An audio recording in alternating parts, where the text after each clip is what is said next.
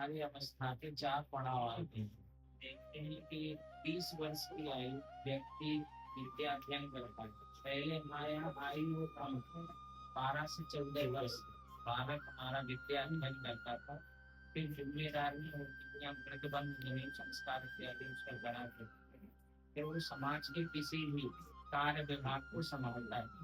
समाज का कोई भी कार्य था, घर में नहीं रखा जाता।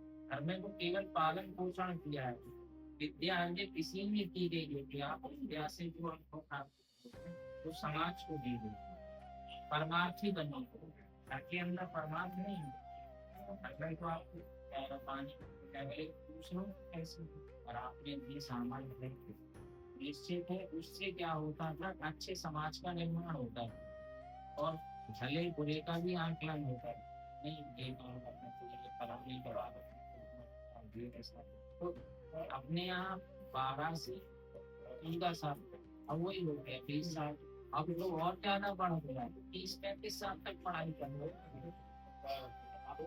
30-35 साल वो है, कितना काम कर लेते हैं, नया अनुभव प्राप्त जो है मेधा।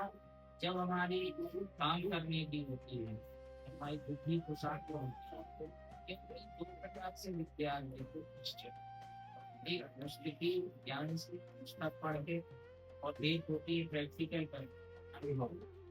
जैसे आपको गाड़ी चलाने से ड्राइविंग में कोई नहीं करेगा, किताब में पढ़ने से नहीं। आपको नदी में तैरना तो केवल पढ़ने से तैरना नहीं आएगा, आपको नदी में तैरना ही पड़ेगा। ऐसे कोई प्रैक्टिकल ज्ञान ज्ञान है तो आपको खुद ही करना पड़ेगा। ऐसे ही है कि आज वर्तमान में हम देख रहे हैं बहुत सारे विद्यार्थी कर रहे हैं, डिग्रियां प्राप्त कर रहे हैं, अनुभव उनके पास नहीं है। और इतनी आयु संपन्न होने के बाद अनुभव नहीं है, तो आदमी का वही हंसने लगता है। और वही देखो गांव का आदमी रोज नित्य प्रयास नित्य मेहनत कर रहा है, रोज इतना लगा हुआ है, तो वो भले ही पढ़ा सकता, लेकिन कहाँ बहुत होता है, वो उसको बहुत होता है।